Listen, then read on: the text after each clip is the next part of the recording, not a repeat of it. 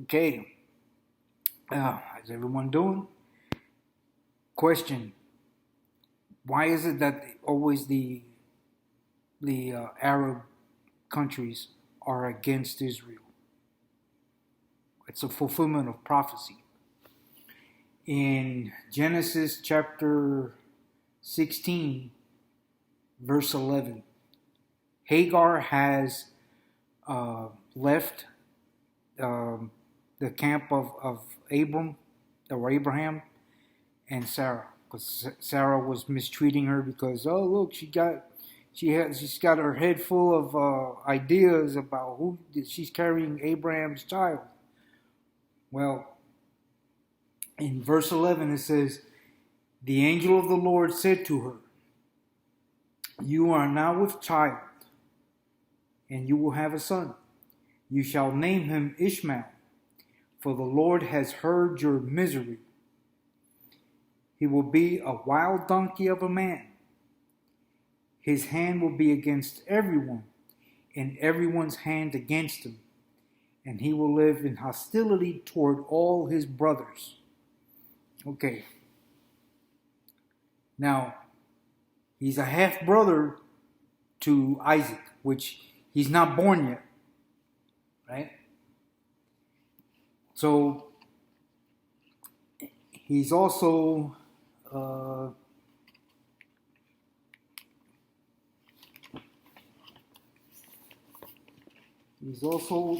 brother, because Abraham, after the death of Sarah, he married again. It says, Abraham took another wife whose name was Keturah.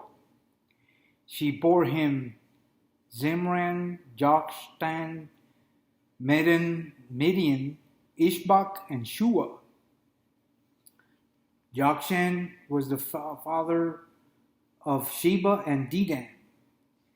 The descendants of Dedan were Asherites, the Tushites, and the Lumanites.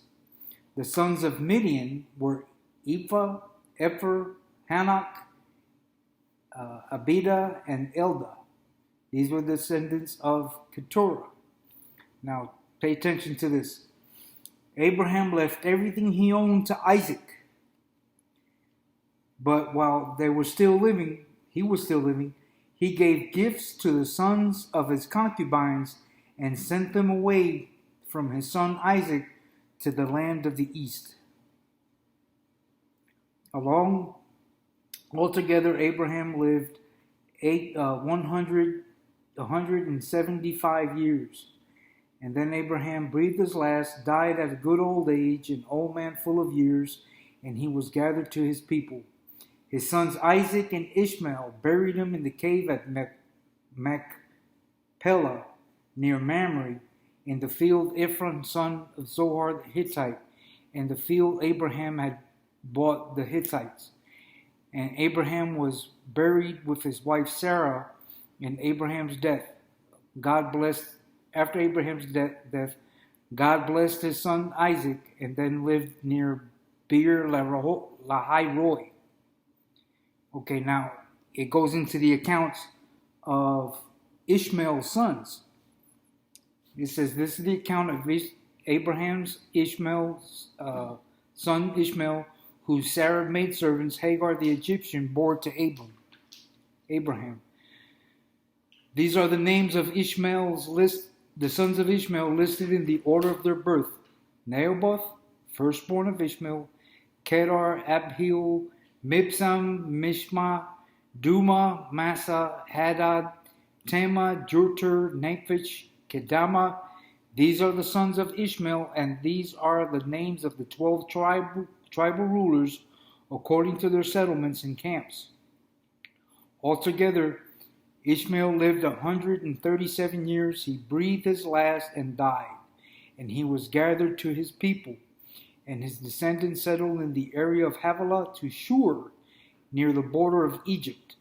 And you go to Asshur, and they lived in hostility to all his brothers, or their brothers. Okay, so He's living in hostility toward the Jews, right? Jacob that became Israel, and also Israel did not only was in contention with the Ishmaelites, also with Midian, which is the son of the descendants of the son of Abraham. You go to Gideon in Judges chapter 6, which basically they're being bombarded with taking all their stuff. The Midianites are burning their crops. They're doing all kinds of stuff. Well, he receives, they cry out to the Lord. Now, it's because Israel goes back and forth like a yo-yo between obeying the Lord and then disobeying the Lord, going worshiping other gods. So they go back and forth. And then they got so bad that they cried out to the Lord, and he answered them, appearing to Gideon. And he gave him instructions, and it's like he made a commando unit of 400 guys. After 32,000 came, they whittled it down to about 400. Now, so the reason why the Arabs are always against, because they consider Ishmael the patriarch of the Arab people, right? And they're always fighting against each other, but their common enemy is the Israelites, right? Go figure. Within the Muslim faith, there's two major denominations: the Sunnis and the Shiites. The Sunnis right now have made, or most of the Sunni dominated countries have come to have an agreement. They call the Abraham Accords. They come into an agreement to establish relations with Israel. Shiites don't want no part of that.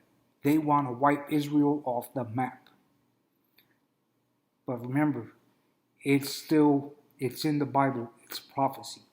It's going to happen. Well, they're going to attempt to happen. The war that doesn't happen yet is in Ezekiel chapter 38. There you have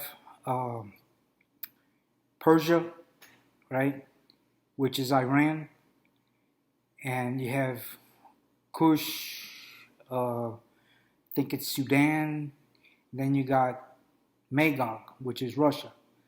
They're all going to come together, make a pact to invade Israel. Now they have what they call they say Gog and Magog. Gog is being the leader, and Magog is Russia, the country. So it goes back and forth. Yeah, just something to ponder. And just think that it was all in the Bible to begin with. Think about that. Well, be blessed.